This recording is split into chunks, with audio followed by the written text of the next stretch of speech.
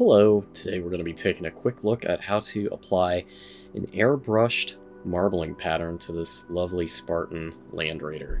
It's going to be a fun time. We're going to be painting this in the scheme of my custom warband, the Liquefactor, so it's going to be green and purple.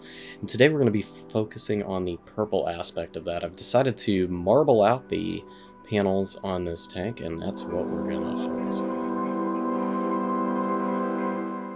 Alright, the first step before I even start painting anything is I'm going to take one of these baby wipes and let it dry out. There shouldn't be any residue on it once it dries out. Some baby wipes may have some additives, be careful. But this is what it looks like once it's dried out.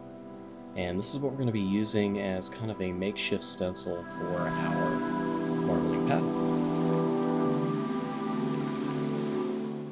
Now, not every panel or piece of what we want to paint is going to be perfectly square.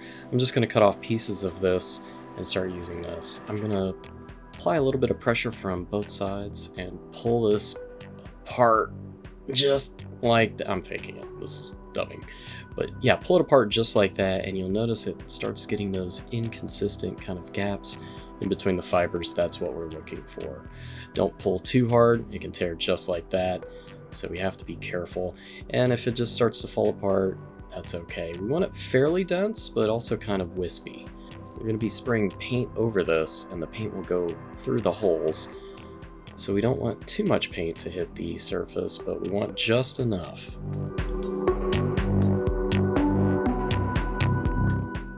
And with this piece, I'm ready to start masking off my model. Now, I started off with a little bit of Stynylrez black primer.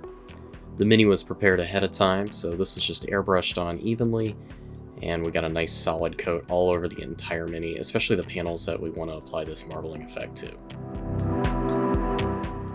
Okay, I've pulled it kind of taut over the piece, just cutting off some of the excess. I might reuse some of that, and kind of holding it from the back here, making sure that the fibers themselves don't really move too much when we move on to the next step.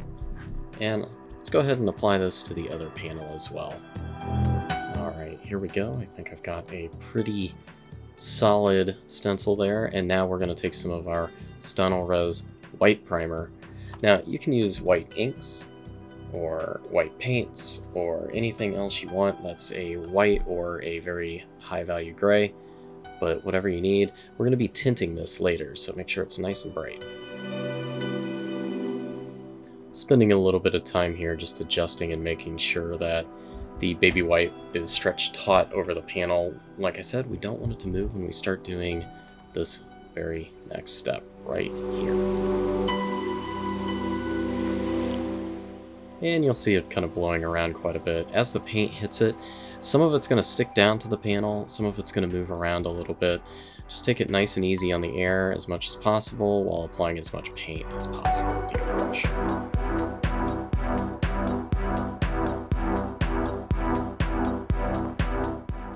And this one's going a lot quicker than the first one. Got a little bit more confident. Many times with stenciling or airbrushing, I allow things to dry fully before removing things like stencils or masks, but in this case, I'm actually going to remove this while it's somewhat wet so that we can get the fibers off of the paint before they kind of dry into the paint. That can be a bit of a problem. Now you notice my first panel came out mostly white. This is not quite what I want. The second panel came out with almost exactly what I want. Don't be afraid to try again. That includes priming it black and doing the same few steps we just did. Next steps are going to include some tints. We're going to start off with some Carroburg Crimson from Citadel and Inktense Violet from Scale 75. Oh yeah, I've got primer all over my thumb. I find that orange mechanic soap seems to work really well for taking primer off of my hands. So, Alright, so I'm loading up some of that Carroburg Crimson to start off with. Even though we're going for purple, I want kind of this rich, deep red here applied first. And I'm applying this mostly straight. You can also add some things like thinner or flow improver to this, depending on how slowly or fast it dries. Flow improver will tend to slow your dry time, and thinner will tend to speed your dry time, but both will allow you to thin out some of these shades and inks.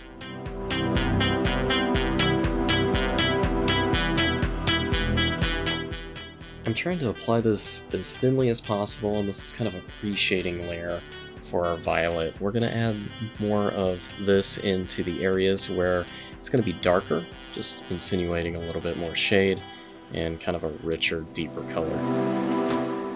Alright, here comes the next color here. We're busting out some of our Inktense violet. Same thing applies here. You can add Flow Improver thinner to your taste. And I'm going to actually apply this in the darker areas because this is a much darker color. But I'm going to get just a hint of that in some of the brighter areas, just like that. And you can see this is a very, very dark marbling, and that is what I am hoping for. I would like this to be very dark in contrast to very bright, high greens.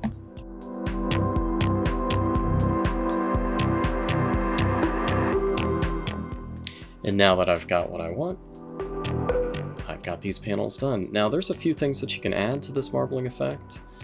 Some people add things like brighter specks of color, a little bit of stippling or splattering. A lot of people add veining to it. Marble sometimes has natural veining, either a metallic or some sort of neutral white or gray.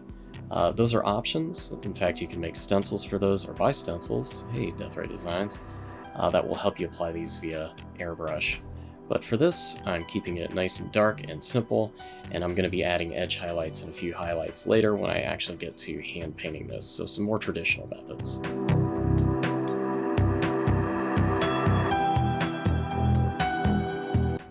And now that you've seen some of the details done up with our marbling, let me show you how it works at scale.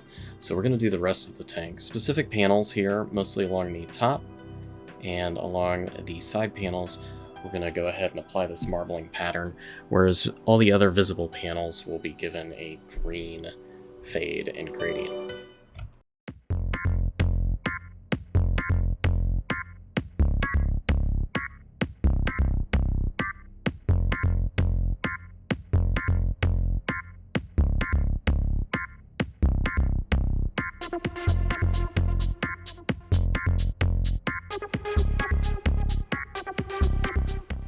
You'll notice I've got a little bit of speckling on that one panel. That's not a big deal. That'll actually get blended in pretty easily. And you can see also this scales up and down pretty well, at least for what sort of marbling that we're doing. This is something that you can apply to larger scale models, upwards into the 75mm scale and beyond. And it just requires a little bit of planning and a little bit of going back and forth.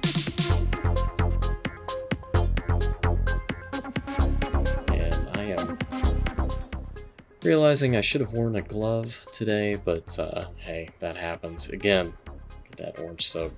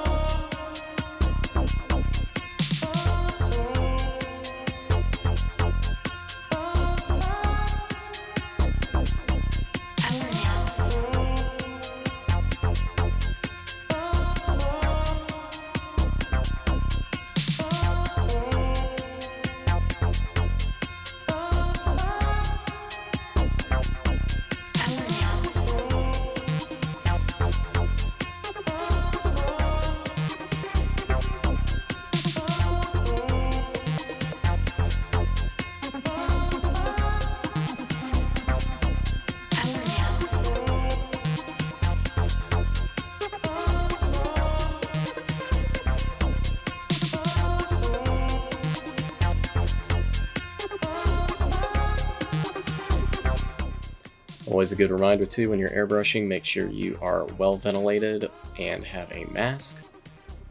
Just always want to point that out. I know a lot of people come to me for airbrush questions, and that is one of the big things that I'm on about because I forget a lot too. So just be safe out there.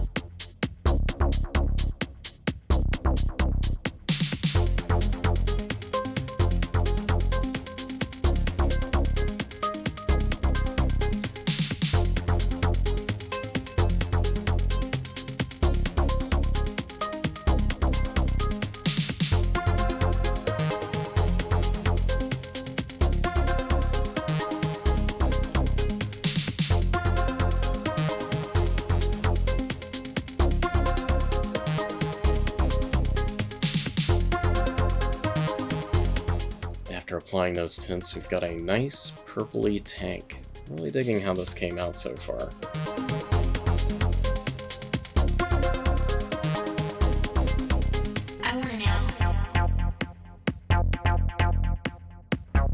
Alright, I'm not concerned with any overspray here. That'll actually be painted over by hand or airbrush later on.